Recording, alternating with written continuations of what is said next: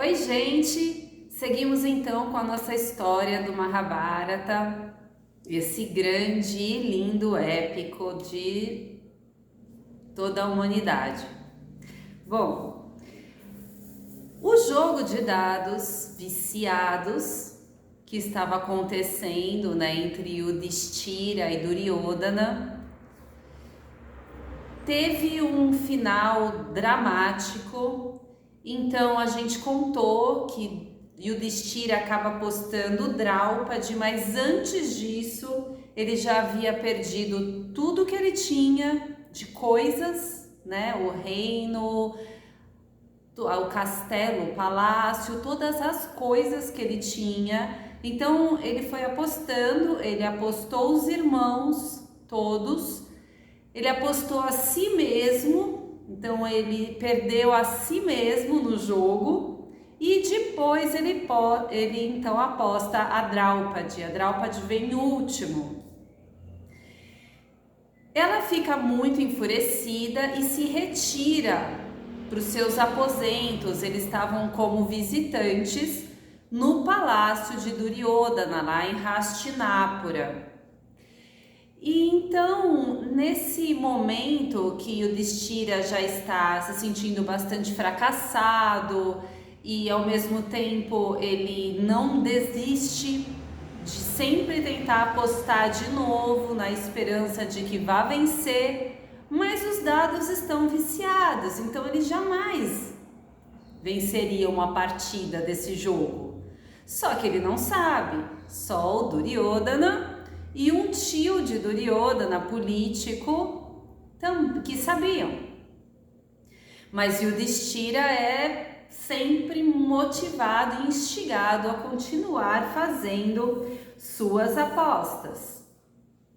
Bom, esse jogo de dados naquela época acontecia com muitas pessoas assistindo, e essas pessoas eram sempre nobres. Então era convidado alguém para jogar os dados. No caso, Duryodhana convidou Yudhishthira. A pessoa convidada vai para o jogo e também são convidados outros nobres, reis e políticos, pessoas influentes da sociedade também participam. Então é como uma assembleia. E todos assistiram o jogo e viram Yudhishthira perder tudo.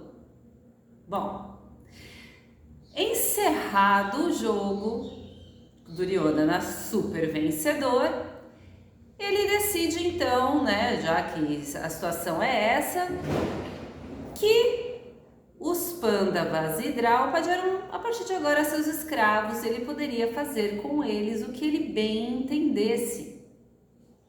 E a primeira coisa que ele faz é pedir para o seu irmão caçula, o mais novo dos 101 Kauravas, para ir buscar Draupadi nos seus aposentos de visitante lá do reino de Hastinapura, onde ela estava já enfurecida com a situação.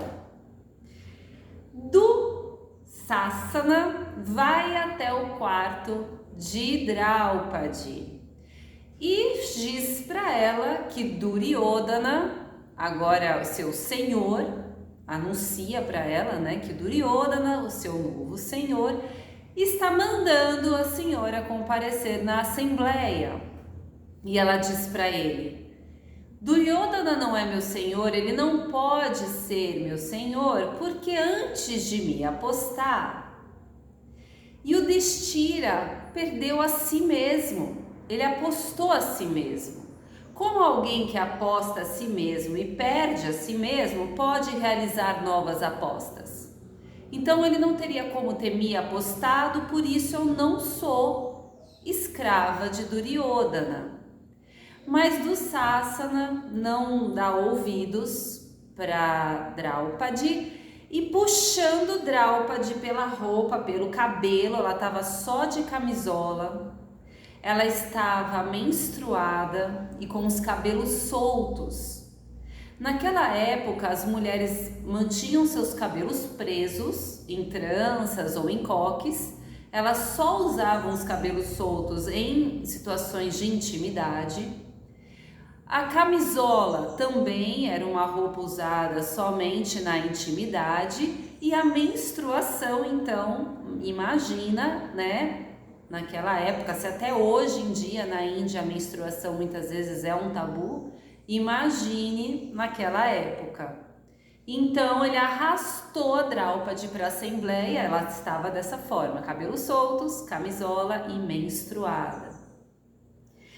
Quando ela aparece arrastada por Dussasana e os Pandavas veem aquela cena, Yudhishthira fica acabado. Ele simplesmente senta e se acaba naquele momento. Ele não tem o que fazer, porque perante a lei, um jogo de dados não pode ser discutido. Então ele realmente havia jogado, todos naquela assembleia testemunharam. Ele não tinha poder perante a lei para fazer nada naquela situação. E como ele tinha um compromisso muito forte com a questão da justiça, ele considerou justo que Duryodhana então tomasse o controle da situação, uma vez que ele havia perdido o jogo, mas ele não sabia que os dados estavam viciados. Bhima fica com muita raiva, ele é submetido às ordens de Yudhishthira, que é o irmão mais velho, mas ele não consegue se conter e ele diz com muita raiva que ele iria matar e arrancar o coração de Dussasana, que é esse irmão mais novo dos Kauravas que estava puxando Draupadi, a roupa da Draupadi, o cabelo da Draupadi, lá na frente de todos. Então, Arjuna, sentado, olhando fixamente para Yudhishthira, esperando a ordem de Yudhishthira para agir, acabar com todo mundo ali mesmo. Mas Yudhishthira não dá essa ordem, porque ele se submete, considerando que ele não tinha consciência exata do que estava acontecendo nos planos de Duryodhana.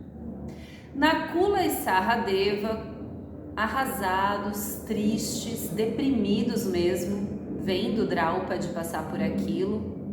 Como os caçulas, eles estavam então aguardando a orientação do irmão mais velho.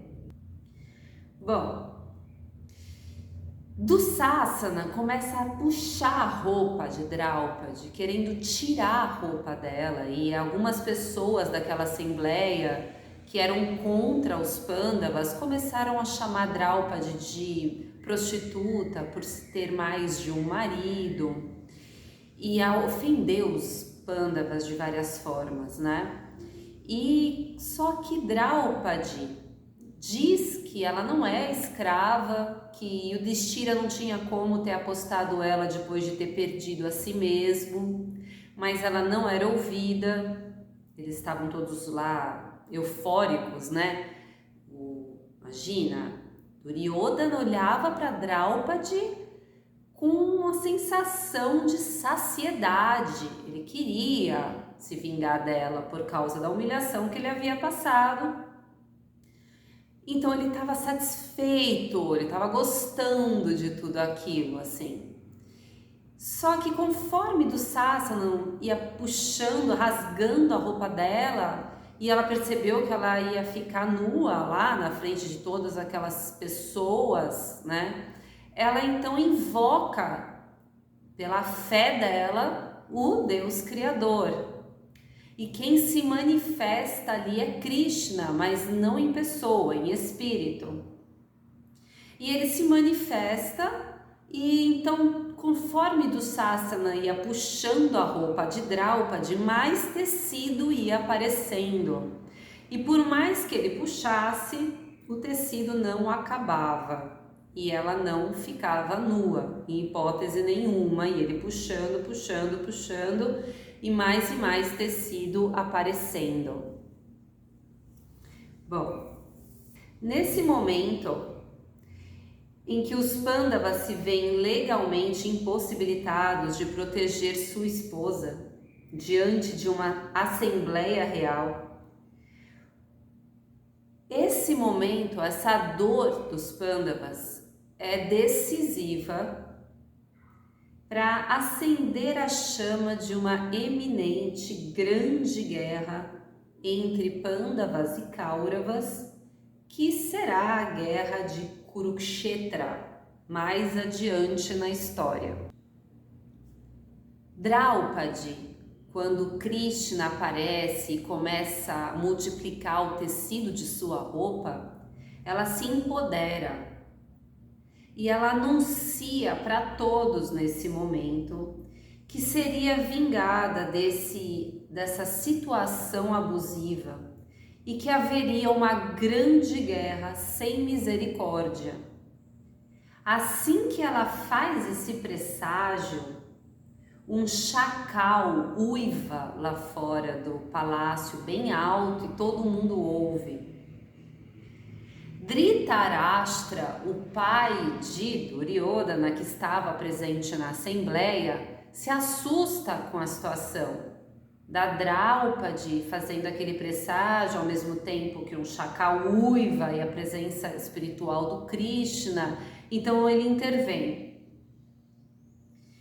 E ele então pede desculpas para Draupadi, pede desculpas para os Pândavas e diz que isso seria esquecido, que esse jogo ficaria por isso mesmo, que não teria mais as perdas todas, que Draupadi e os Pândavas não seriam escravos de Duryodhana.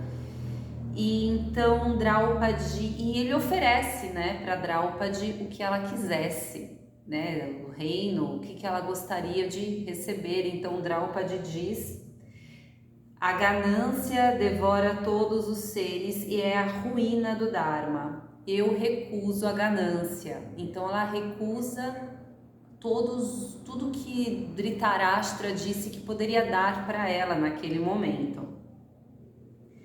Então todas as pessoas presentes naquela assembleia ficam meio impressionados com Draupadi, com essa presença espiritual, né, de as palavras dela e ela invocar o Krishna, o uivo do chacal, a presença dela mesmo, as palavras dela com muita força, um presságio de guerra, né? E então os Pândavas, o Karna, né, aliás, Karna, que é o irmão mais velho, o filho mais velho de Kunti, irmão dos Pândavas, estava nessa assembleia. E ele, observando tudo aquilo, ele pensa o seguinte: os Pândavas estavam se afogando. Draupadi é a jangada que os salva. Porque Yudhishthira se deixou levar pelo jogo, ele tinha perdido tudo, os Pândavas estavam arrasados e quem virou o jogo foi a Draupadi. Diante de tudo isso, a assembleia toda decide que então, como os jogos eram coisas muito sérias naquela época, né, que o resultado de todo esse jogo, de toda essa situação, então, seria o exílio dos Pandas e de Draupadi do reino dos Kurus, que é o Hastinapura e também Indraprastha, que é o reino do Yudhishthira. Eles ficariam exilados então por 12 anos. E Yudhishthira aceita isso. Então, os Pândavas e Draupadi vão para o exílio. E nesse exílio vão acontecer coisas que eu vou contar para vocês.